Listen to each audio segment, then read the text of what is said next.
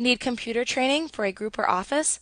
Contact us today to get a free demo of our training at www.teachucomp.com/enterprise-licensing.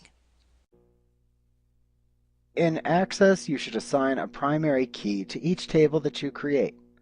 A primary key is simply a field, or perhaps a group of fields, that acts as a unique identifier for each record in the table.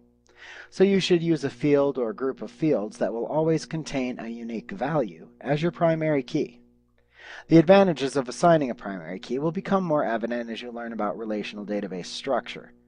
You will see that when you assign a primary key to a table, it automatically indexes, or sorts, the table by the primary key values. Also, because a primary key assigns a unique identification to each record, it reduces the chance of duplicate information being entered into the table. You can create a primary key on a single field by clicking the Row Selector button of the field that you want to assign as the primary key of the table within the Table Design view. Then just click the Primary Key button that's located in the Tools group on the Design tab of the Table Tools Contextual tab in the ribbon in order to set the selected field as the primary key of the table. You'll see a small picture of a key appear in the Row Selector box to indicate that the field is now assigned as the primary key. If you select the primary key and then click the Primary Key button again, it actually will remove that field from being the primary key within the table.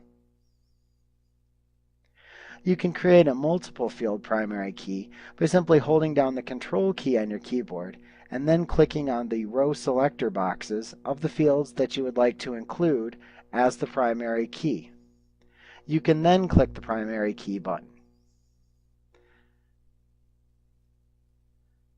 Now, if you have trouble finding a natural primary key within your table, you can also consider creating a new auto-number data type field that contains a unique identifier for the records in your table, which you may then assign as the table's primary key. Like what you see?